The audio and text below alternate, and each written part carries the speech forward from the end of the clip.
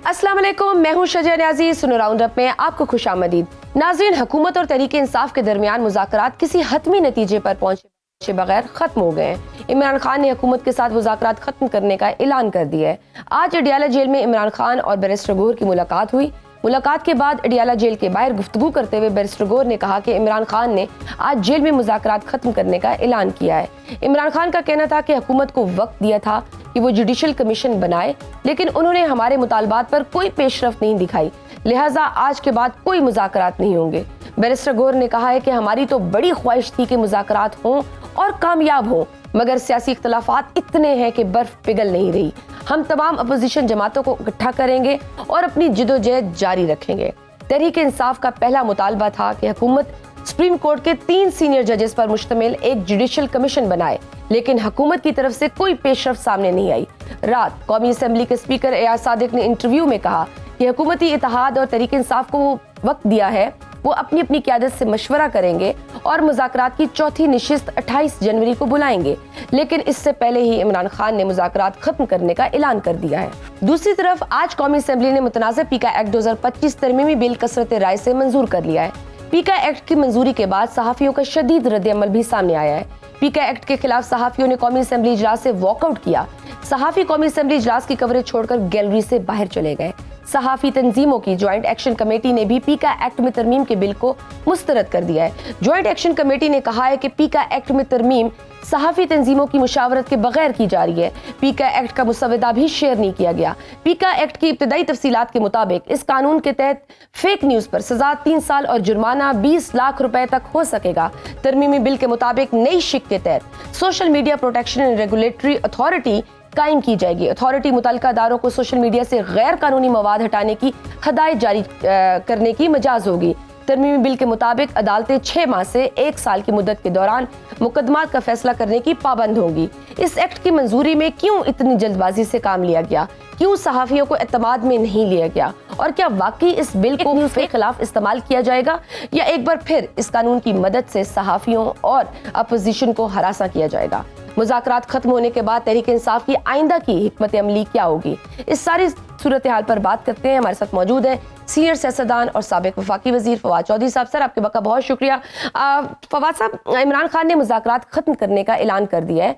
कल तक आप काफ़ी पुरुम्मीद थे। आपने कहा था कि इमरान खान ने भी कहा है कि मामला करीब पहुंच गया है, मुज़ाकरात चलेंगे, जुडिशल कमीशन बन जाएगा। फिर अचानक एक रात में ऐसा क्या हुआ है कि इमरान खान ने इतना बड़ा फैसला कर लिया है? असल में जो फौरी वजह बनी है वो 2 बनी है। एक तो ये हुआ है कि जो मुज़ाकराती कमेटी है वो पूरी अपनी कोशिशों के बावजूद जो है वो इमरान खान साहब से मुलाकात नहीं कर पाई, और राना सनाउल्लाह ने, इसहाक डार ने, इन लोगों ने बड़ी कोशिश की कि मुलाकात हो, लेकिन वो मुलाकात जो है वो नहीं करा पाए। और उससे खान साहब ने कहा कि इनकी कोई अगर ये मुलाकात भी नहीं करा पाते तो इनसे मुज़ाकरात का क्या फ़ायदा है। और दूसरा, फिर कल जो हामिद रज़ा के घर के ऊपर जो पुलिस रेड हुआ, और उस जो सरबराह है हमारी इस कमेटी के, वन ऑफ द तर्जुमान है इस कमेटी के, उसके बाद फिर तलखी जो है वो बढ़ गई। अदरवाइज खान साहब तो चाहते थे कि मुज़ाकरात आगे बढ़ें, और उन्होंने अब कहा कि अगर जुडिशल कमीशन नहीं बनाते तो फिर फ़ायदा नहीं है, ना करें। ठीक है, लेकिन सर रात तक तो स्पीकर कौमी असेंबली एयाज सादिक साहब भी यही कह रहे थे कि अभी दोनों साइड्स अपनी अपनी क़यादत के पास जाएंगी, 28 जनवरी को अगली मीटिंग बुलाएंगे। तो डोंट यू थिंक कि बहुत जल्दबाजी का फैसला है? थोड़ा वेट कर लेते, जहां इतना वेट किया थोड़ा और सही। 31 जनवरी तक तो वैसे भी डेडलाइन थी ही। लेकिन देखिए शदिया, यू विल अप्रिशिएट कि अगर आप मुज़ाकरात हैं तो उसके लिए एक माहौल भी तो चाहिए ना।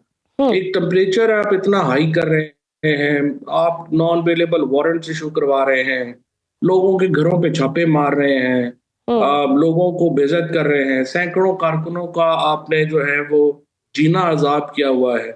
उसके बाद आप चाहते हैं कि नहीं, मुज़ाकरात भी जो है वो उसी पेस पे चलें।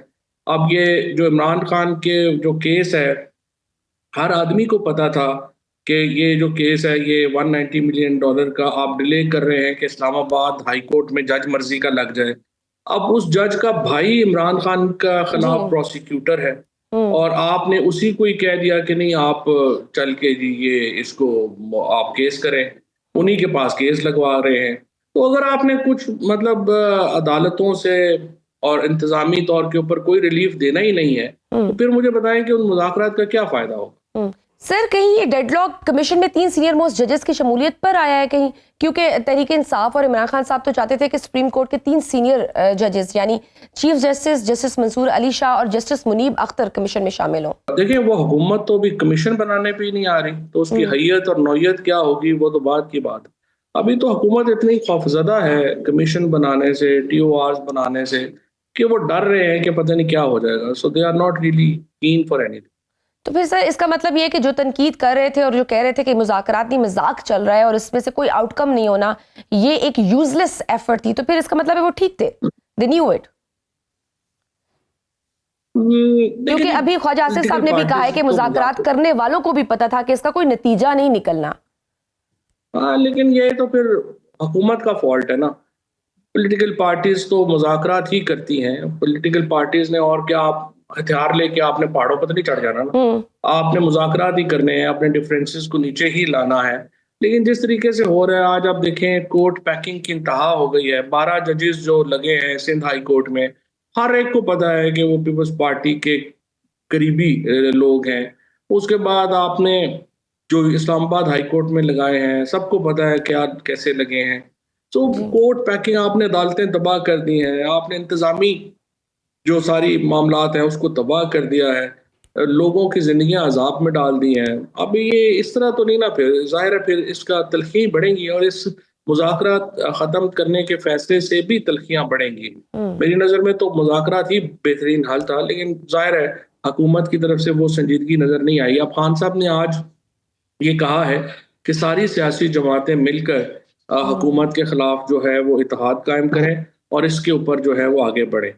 तो अब एक प्रपोजिशन अलायंस की तरफ बात जा रही है, वो देखते हैं कितना टाइम लगता है। लेकिन सर, फिर जिस तरह से हमने देखा कि अलीमीन गंडापुर साहब भी मौलाना फजल रहमान साहब के बारे में क्या क्या कहते रहे, फिर वहां से भी किस तरह से फिर आप मौलाना फजल रहमान साहब को भी ऑन टेबल लेकर आएंगे, किन टर्म्स पे और किन ग्राउंड्स पे? मेरा ख्याल है खान साहब ने काफी हद तक वाज़ेह कर दिया है अलीमीन गंडापुर साहब के ऊपर भी कि मौलाना फजल रहमान जो है उनको टारगेट करना मुनासिब नहीं है। और देखें, मौलाना फजल रहमान और PTI का जो एक इत्तेहाद है वो ही पाकिस्तान में वो स्ट्रीट प्रेशर जनरेट कर सकता है जिससे हुकूमत बात सुनेगी। क्योंकि हुकूमत ने तो तय कर लिया हुआ है कि जब तक आप जबरदस्ती उनसे कोई प्रेशर नहीं आएगा, चाहे वो आलमी प्रेशर हो या स्ट्रीट प्रेशर हमारा अंदर पाकिस्तान में हो, उसके बगैर उन्होंने कोई आइन की कोई अहमियत नहीं है। बट सर, मौलाना साहब क्यों करेंगे इदारों की कोई अहमियत नहीं है। दोबारा बोलिए। सर, मौलाना साहब क्यों करेंगे इत्तेहाद, मौलाना फजल रहमान साहब? जी, तो हुकूमत ने तो ये तय कर लिया है कि किसी चीज की कोई अहमियत ही नहीं है, तो इसलिए जरूरी है कि आप जो है वो एक स्ट्रीट प्रेशर ही क्रिएट करें।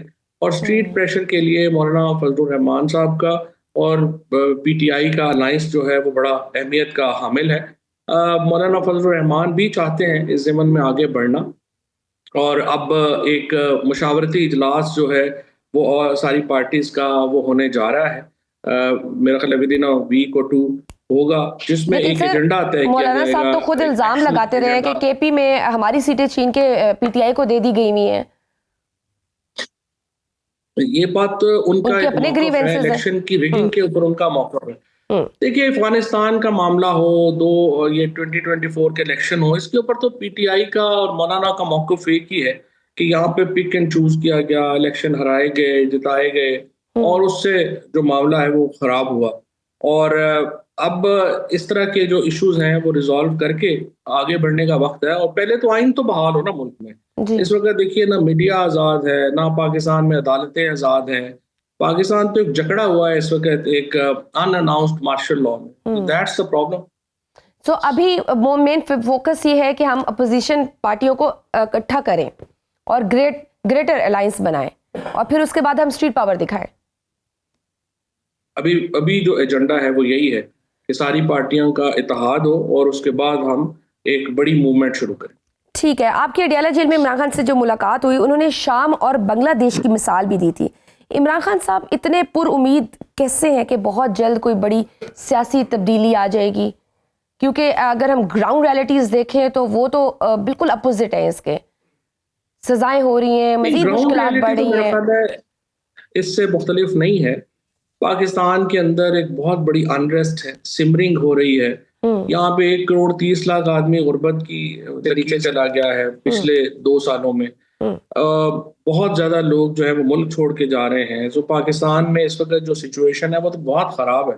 हम्म। और इसीलिए इमरान खान समझते हैं कि पाकिस्तान के हालात जो हैं वो ऐसे हैं कि अगर हमने पॉलिटिकल पार्टीज अपना रोल अदा नहीं करती हम्म। तो यहाँ पे हालात जो हैं वो खराब होंगे। वो तो कह रहे हैं कि हम मुज़ाकरात करना चाहते हैं, आगे बढ़ना चाहते हैं और एक पुरअमन तरीके से तब्दीली की हामी है वो, लेकिन अनफॉर्चुनेटली हुकूमत की तरफ से इसमें कोई दिलचस्पी नजर नहीं आ रही। आज इस्लामाबाद हाई कोर्ट में तोशाखाना 2 केस की समाअत भी हुई, तो जस्टिस इनाम मिन्हास ने केस सुना। आप लोग पूरी उम्मीद थे कि चूंकि वो पीटीआई के खिलाफ केस में प्रोसिक्यूटर रहे हैं इसलिए केस नहीं सुनेंगे, लेकिन उन्होंने केस भी सुना। आप खुद वकील हैं, क्या ये नॉर्मल है कि एक शख्स जो चंद दिन में वकील से जज बने और फिर हाई प्रोफाइल केस सुने? तो बहुत ही एबनॉर्मल है। कभी इस तरह का जो है, मैं तवील अरसे से मैं वकालत से वाबस्ता हूँ, मुमकिन ही नहीं है कि कोई एडिशनल सेशन जज, एडिशनल जज जो है वो लगे और जिसको कंफर्म हुकूमत ने करना है और उसको इस तरह के सेंसिटिव केसेस दिए जाएं और फिर उनके भाई जो हैं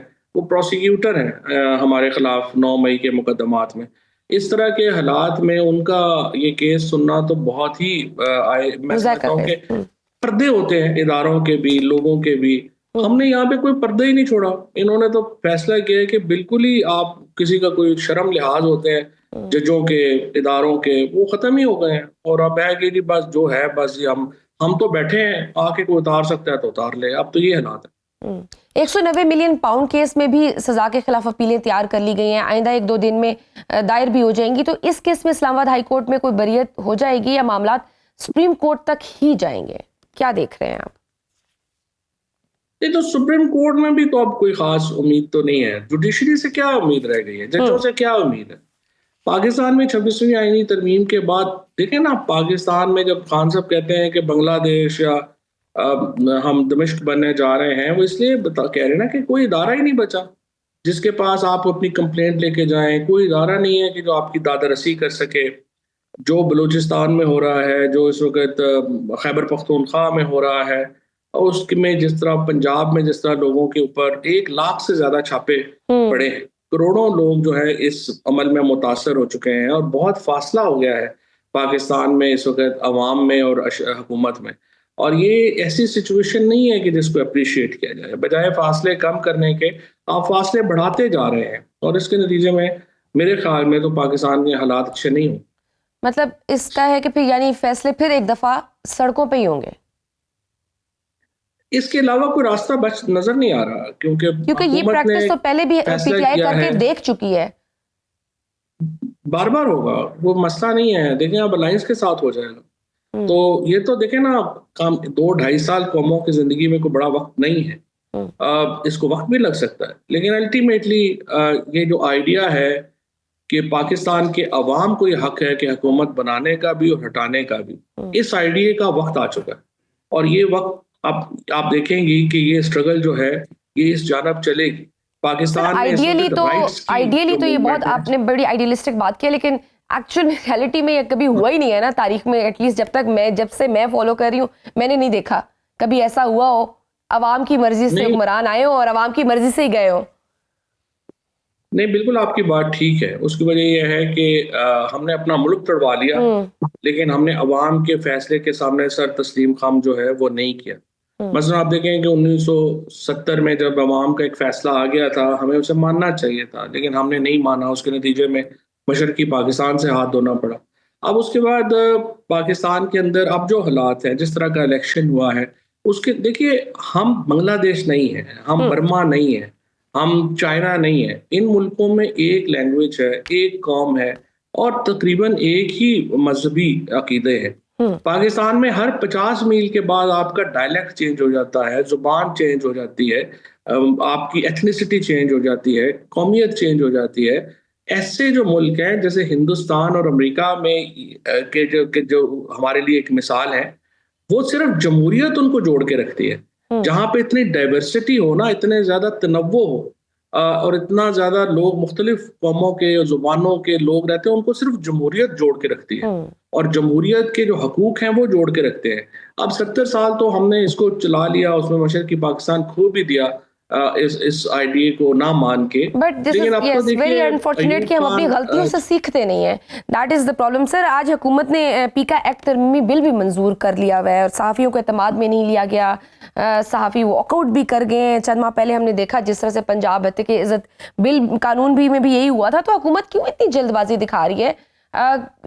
इस तरह के स्टेप्स लेके वो क्या प्रूव करना चाह रही है?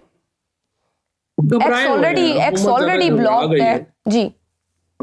हुकूमत एक्चुअली घबराई हुई है और इतनी घबराई चूंकि रूट्स नहीं है ना, और एक लेजिटिमेसी बहुत बड़ा सवाल है।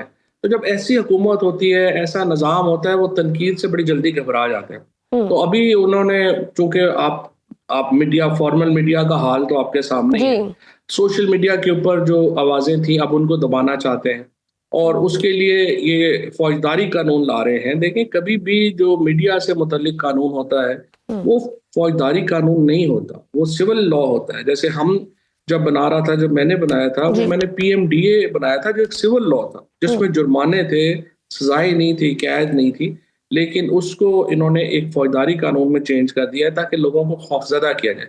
इस हुकूमत की बुनियाद सिर्फ खौफ है, बर्बरियत है, फस्तायत है। इसके अलावा इस हुकूमत के पास कुछ नहीं है, लिहाजा वो उसको बढ़ाते हैं रोज। और जब भी लगता है कि नीचे जा रहा है, उनको लगता है जो ही ये खौफ नीचे आता है, हुकूमत को लगता है कि हम अब रह नहीं पाएंगे। ठीक सर, लास्ट क्वेश्चन। कल अमेरिका में तहरीक इंसाफ की ओवरसीज क़यादत ने कांग्रेस अरकान को 26 नवंबर वाक़े पर ब्रीफिंग भी दी, लेकिन उसमें अदारों के हवाले से काफ़ी सख्त ज़बान इस्तेमाल की गई है। आपको नहीं लगता है ऐसे तहरीक इंसाफ पाकिस्तान में अपना केस मजीद कमज़ोर कर रही है? तो ताल्लुकात के ऊपर है ना। अगर यहाँ से सख्त बातें ना हों और चीज़ें बेहतर हों, टेम्परेचर नीचे हो, तो वहाँ से भी टेम्परेचर नीचे होगा। मैं तो ज़ाती में नहीं हूँ कि हम अपनी डर्टी लॉन्ड्री जो है वो बाहर जो है सबके सामने धोए। मैं तो चाहता हूँ कि पाकिस्तान के अंदर बातचीत के जरिए, चीज़ों के जरिए मामला जो है वो नीचे लाए जाए। लेकिन अनफॉर्चुनेटली हो ये रहा है कि यहाँ पे एहसास नहीं है और जो बाहर बैठे हुए लोग हैं वो बहुत तल्ख है। और उनकी तलखी की बड़ी वजह ये पिछले 2 साल में होने वाली बर्बरियत और फस्तायत है।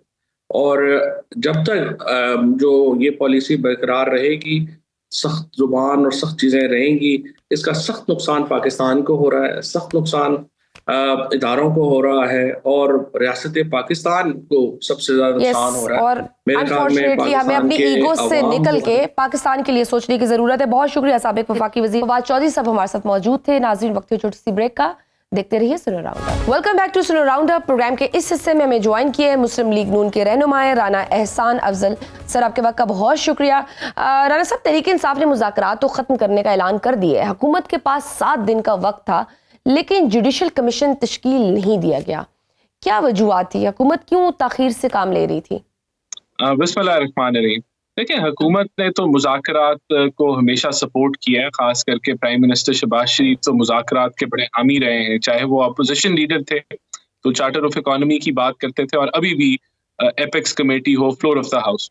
देखिए, ये बड़ा अफसोसनाक ऐलान है जब आपको पता है कि हुकूमत जो है वो सीरियसली मुज़ाकरात के ऊपर काम कर रही है और इनकी जो डिमांड्स हैं, हमने अनाउंस भी किया। इसका जो इरफान सिद्दीकी साहब है सेनेटर, उन्होंने अनाउंस किया कि हम 28 जनवरी को जो नशिस्त करेंगे उसके अंदर हम आपको तहरीरी तौर पे इन चीज़ों को के ऊपर हम बातचीत कर लेंगे, जो चौथी नशिस्त होगी। तो यहाँ जब मुज़ाकरात आप कॉल ऑफ करते हैं तो इससे तो PTI की नीयत जो है वो एक्सपोज होती है, जो कभी भी मुज़ाकरात को सीरियसली नहीं ले रहे थे। लेकिन सर वो बल्कि इनफैक्ट ये गिला तो PTI वालों की तरफ से आ रहा था कि शायद हुकूमत मुज़ाकरात के लिए संजीदा नहीं है, ये मुज़ाकरात नहीं, मजाक चल रहा है। क्योंकि हमने देखा किस तरह से तीसरी नशिस्त के बाद प्रेस कॉन्फ्रेंसेस की गई और राना सनाउल्लाह साहब ने तो क्लियरली कह दिया गया था उसमें कि ये पॉसिबल नहीं है, जो मुज़ाकरात हैं ये तो एक हुकूमत के खिलाफ चार्जशीट है, तो ये तो नहीं होने वाला। नहीं, देखें, ऐसा नहीं है। हमने तो अभी भी 28 की डेट अनाउंस की हुई है चौथी नशिस्त के लिए, और तहरीरी जवाब भी दे रहे। तो उससे पहले मुज़ाकरात को अनाउंस कर देना कि खत्म हो गए, ये तो डेफिनेटली एक नॉन सीरियस एटीट्यूड PTI की तरफ से आ रहा है। और इससे ये जाहिर हो रहा है कि ये मुज़ाकरात करना ही नहीं चाहते थे। अभी आप देखें, कल से इन्होंने दोबारा से एक मुहिम लॉन्च कर दी है कि सिविल नाफरमानी की के पैसे ना भेजें।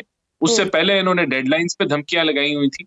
तो मुज़ाकरात तलवार लटका के तो नहीं होती। मुज़ाकरात जो है वो आप ब्लैकमेल करके लेकिन नहीं सर करते। वो उनकी एक डिमांड थी कि इमरान खान साहब से मुलाकात कराई जाए, एक फ्री एनवायरनमेंट में मुलाकात कराई जाए, वो भी नहीं हो सकी। और अभी भी वो कल भी होनी थी, कल भी नहीं हुई। उनके एतराज़ात भी जायज़ है कि उनको भी यही लग रहा था कि कुछ ना कुछ तो हुकूमत शो करे, कहीं तो संजीदगी दिखाए, कि हमें लगे कि वाकई इस हुकूमत के पास कोई इख्तियार है और वो संजीदा है। नहीं, देखें, अभी तो ऐसा कोई मामला नहीं था। सारों की मुलाकात हुई है, पूरी मुज़ाकराती कमेटी की मुलाकात हुई है। उसके बाद तहरीरी तौर पे जब इन्होंने अपनी चीजें, डिमांड्स लिख के दे दी, अब तो हुकूमत की तरफ से जवाब आना है।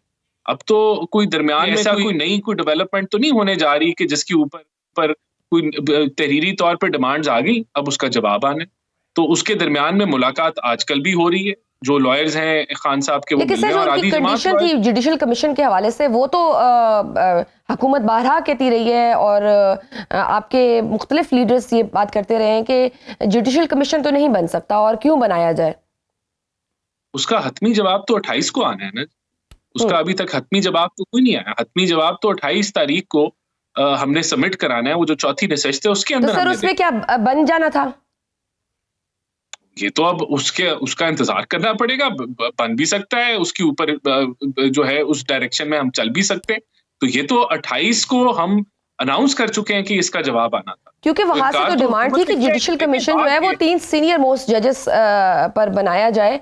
कल तक तो यही लग रहा था कि शायद चौथी नशिस्त हो जाए, लेकिन अचानक से मुज़ाकरात खत्म कर दिए गए। ऐसा क्या हुआ?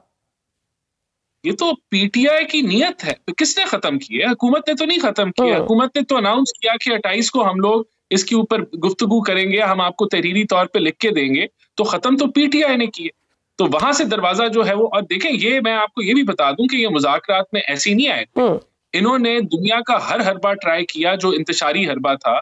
ये ऑक्सफोर्ड इलेक्शन लड़ने का मकसद ये था कि मुदाखलत करें, वहां से प्रेशर डलवाएं। फिर अमरीकी कांग्रेसमैन के इन्होंने तरले लिए।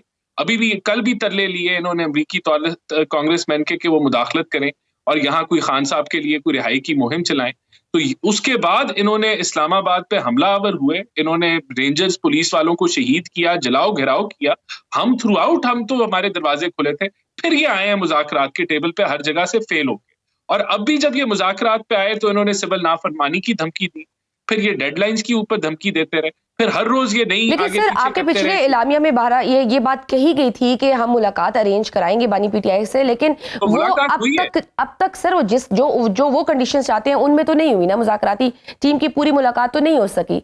दूसरा, उमर अयूब साहब भी कहते हैं कि कल कुछ अदारों ने साहबजादा हामिद रजा को गिरफ्तार करने की कोशिश की, उनके मदरसे पर भी रेड किया गया। इससे पहले हमने देखा कि सेनेटर एजाज चौधरी के प्रोडक्शन ऑर्डर्स भी जारी हुए, उन पर अमल दरामद भी नहीं हुआ। तो इसमें भी पंजाब हुकूमत का नाम आया। तो इससे तो यही तासुर जाता है ना कि हुकूमत खुद नहीं चाहती कि मुज़ाकरात कामयाब हो।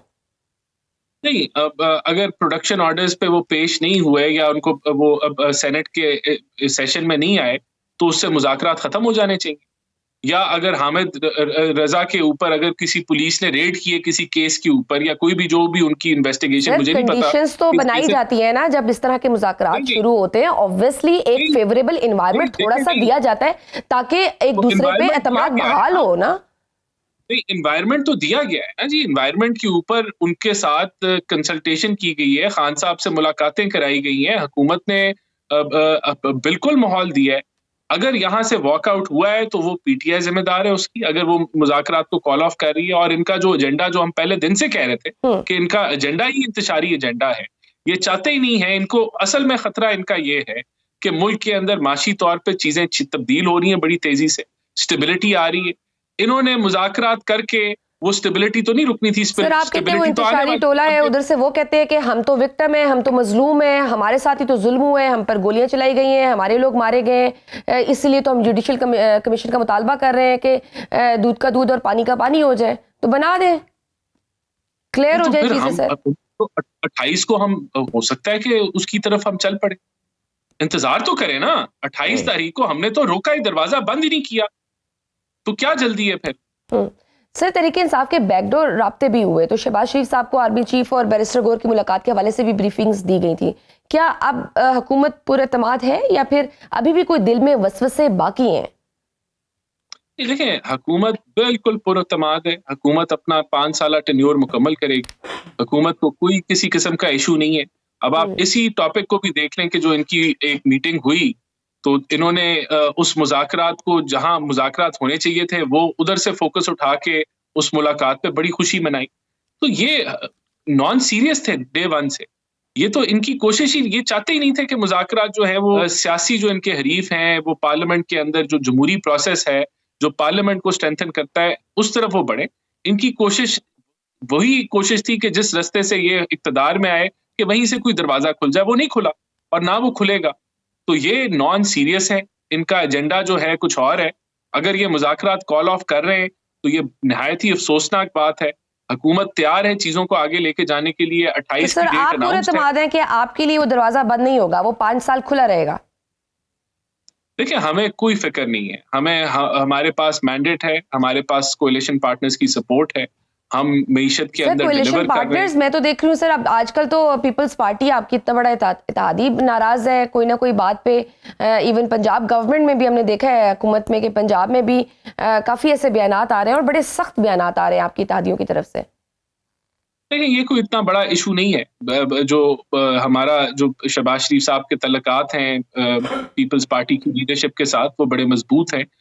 इश्यूज आते हैं, ऐसा नहीं है कि इश्यूज नहीं है। लेकिन सर, आज जो आपकी हुकूमत ने पीका एक्ट तरमीमी बिल मंजूर किया है कौमी असेंबली में, सहाफियों को भी एतमाद में नहीं लिया गया, इसलिए वो वॉकआउट कर गए। और चंद माह पहले इसी तरह पंजाब तक के इज्जत कानून में भी यही हुआ था।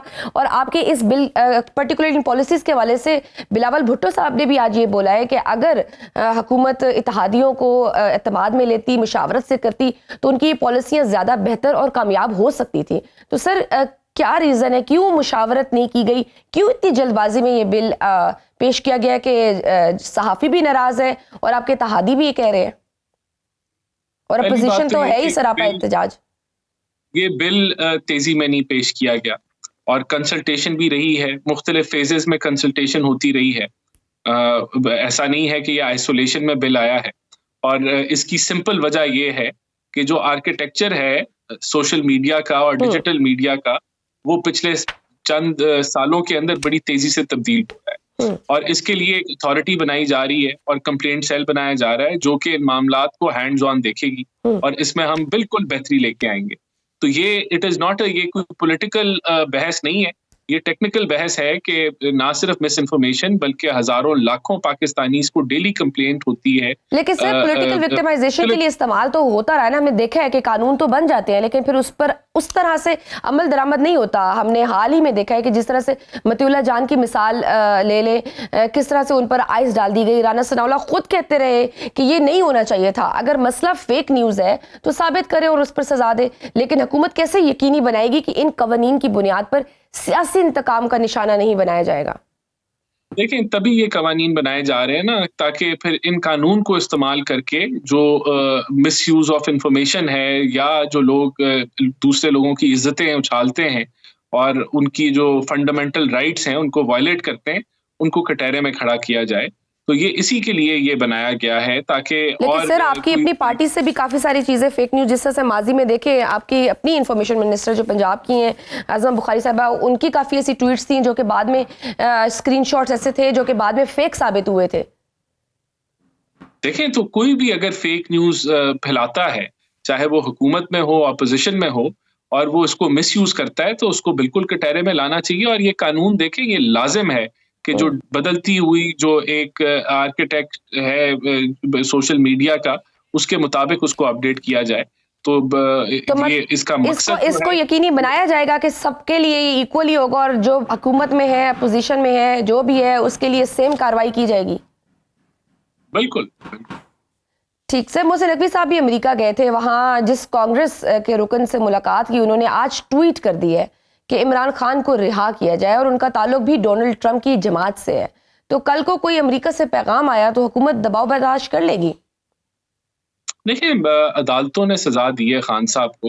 हुकूमत के पास तो कोई अथॉरिटी नहीं है कि खान साहब को रिहा किया जाए और अदालतें आज़ाद हैं। तो मेरे ख्याल से जिन कांग्रेसमैन ने ट्वीट की है, लेकिन सर आपको भी पता है और हमने माजी में भी देखा है कि किस तरह से बाहर से अगर कोई प्रेशर आता है तो उनके पास पूरी इंफॉर्मेशन केसेस भी खत्म हो जाते हैं, सब कुछ हो जाता है जी। नहीं, देखें, अदालतों से तो जो है वो कोई रिहा नहीं होता, और इस तरह प्रेशर कहीं भी किसी भी अदालत में दुनिया के अंदर, अब अगर आप आसिया बीबी की बात करें तो वो भी उनकी अदालतों के थ्रू उनको सजा हुई है, तो हमने भी बड़ी कोशिश की लेकिन उनको रिहाई नहीं मिली। तो ये किसी की मुल्क की भी अदालत के अंदर तो कोई भी मुदाखलत। लेकिन सर आप पाकिस्तान में भी तो अदालतों का निज़ाम देखें ना। आज इमरान खान का तोशाखाना 2 केस उस जज के सामने लगाया गया जिन्हें आए हुए चंद दिन हुए हैं, और ये पीटीआई के खिलाफ प्रोसिक्यूटर रहे हैं। राना सनाउल्लाह के खिलाफ हेरोइन केस में भी यही प्रोसिक्यूटर रहे हैं। आप खुद माजी में विक्टिम रहे हैं और आज खुद इसको सपोर्ट कर रहे हैं। देखिए, इसमें कोई शक नहीं है कि अदालतें जो हैं उन्होंने गलत फैसले किए जो बाद में ओवरटर्न हुए, लेकिन ये वो भी अदालत के थ्रू ही ओवरटर्न हुए ना, किसी के प्रेशर के थ्रू तो नहीं ओवरटर्न हुए। तो अदालती प्रोसेस है। ये जो अभी खान साहब को जिस केस में सजा हुई है, हमारे नजदीक ये बड़ा ओपन एंड शट केस है। तो अगर खान साहब को रिहा कराना है तो उनको चाहिए, अमेरिका वालों को जिनसे ये ट्वीट करा रहे हैं, कि उनको एक अच्छा लॉयर कर दें, उसकी कोई फीस दे दें। अमेरिका जो है वो उनको अच्छा लॉयर करके दे दे, और हाई कोर्ट में जब ये केस आता है तो वो खुद आके लड़ लें। तो यहाँ जब वो अमेरिकन आके लड़ लेंगे तो फिर उनको रिहाई मिल जाएगी। ये तरीका है। अगर पीटीआई जितनी डेस्परेट है, अमेरिका के दरवाजे खटखटाती है, जो है गली गली मोहल्ला मोहल्ला वहां दरवाजे खटखटाती फिर रही है प्रेशर डलवाने के लिए, तो उनको चाहिए कि रिक्वेस्ट कर लें कि वो यहाँ उनको लॉयर कर दें और इधर आके उनका केस लड़ लें।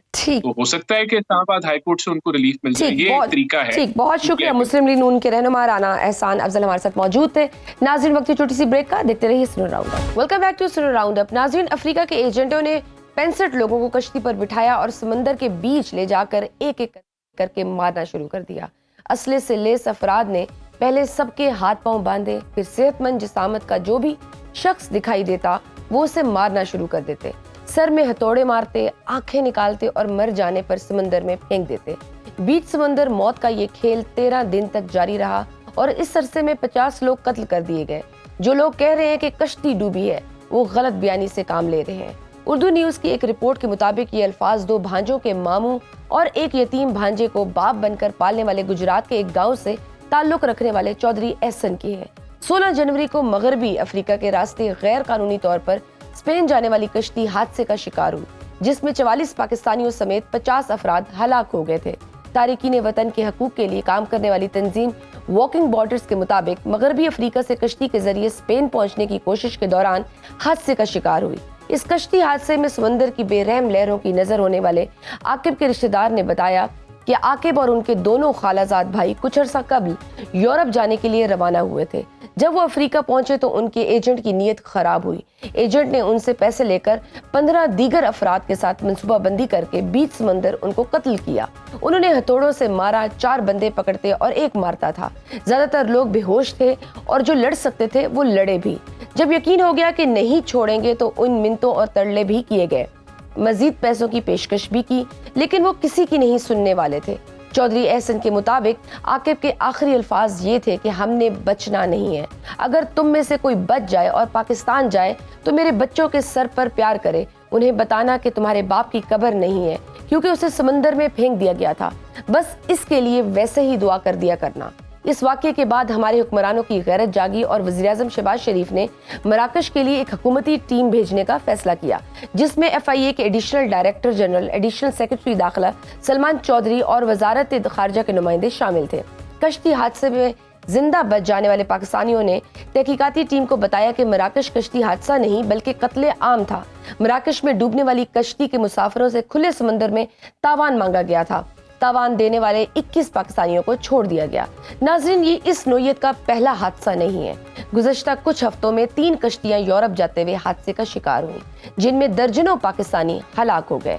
गैर कानूनी तारिकीन वतन के एदादो शुमार और तफसीलात जमा करने वाले अदारे इंटरनेशनल ऑर्गेनाइजेशन फॉर माइग्रेशन ने पाकिस्तान से गैर कानूनी माइग्रेशन के हवाले से 2024 की रिपोर्ट जारी की है। इस रिपोर्ट के मुताबिक पाकिस्तान गैर कानूनी तारिकीन वतन की माइग्रेशन में दुनिया के पहले 5 ममालिक में शामिल है। रिपोर्ट में बताया गया कि 2021 के मुकाबले में 2023 में पाकिस्तान से गैर कानूनी माइग्रेशन में 280% इजाफा हुआ। रिपोर्ट के मुताबिक 2023 में मजमूई तौर पर 8,728 अफराद यूरोपीय ममालिक गैर कानूनी तरीके से गए, जिसमें ज्यादातर तादाद पाकिस्तानियों की थी। अब सवाल यह है कि क्यों लोग अपनी जान हथेली पर रखकर हर सूरत मुल्क छोड़ना चाहते हैं, और गुज़श्ता 2 सालों में उनकी तादाद में खतरनाक हद तक इजाफा हुआ है। जो शख्स गैर कानूनी रास्ता इस्तेमाल कर रहा है उसे इल्म भी है कि इसमें उसकी जान जा सकती है, लेकिन फिर भी वो क्यों ये रिस्क ले रहा है। जो नौजवान मुल्क छोड़कर जा रहे हैं उन सब का ताल्लुक मुतवस्सित तबके से नहीं है, लेकिन फिर भी क्यों वो मुल्क छोड़ रहे हैं। इसकी सिर्फ एक ही वजह है कि उन्हें यहाँ अपना मुस्तकबिल नहीं दिखाई दे रहा। हमारे हुक्मरानों ने इस मुल्क को इतना घुटन ज़दा कर दिया है कि कोई महफूज ही नहीं रहा। यहाँ इंटरनेट ही नहीं ठीक मिल रहा जो आज इंसान की बुनियादी ज़रूरत है। यहाँ सोशल मीडिया बंद है क्योंकि हमारे सियासतदान चंद ट्वीट से ऑफेंड हो जाते हैं। आप गुज़श्ता साल की रिपोर्ट देखें, सिर्फ 1 साल में हुकूमती एदाद-ओ-शुमार के मुताबिक रवां साल पाकिस्तान से 7 लाख से जायद नौजवान बैरून मुल्क जा चुके हैं। और ये मजदूर तबका नहीं है, इनमें डॉक्टर्स भी हैं शामिल हैं, इनमें इंजीनियर्स भी शामिल हैं, इनमें IT एक्सपर्ट्स भी शामिल हैं। कम उजरतें, महदूद वसाइल और साहिब इक़्तिदार का मुआशी बहरानों के बयानिए के बायस नौजवानों को यहाँ मुस्तकबिल तारीक नजर आ रहा है। और अब भी वक्त है, अपना नहीं तो अपने मुल्क के बच्चों का सोच लें, अपने मुल्क के मुस्तकबिल का सोच लें, यहाँ के नौजवानों का सोच लें, वरना जो लावा पक रहा है ये उबल पड़ा तो ना ये जायदादें काम आएंगी और ना ही बड़े बड़े महल। इस नोट पर इजाज़त चाहेंगे। अल्लाह हाफ़िज़।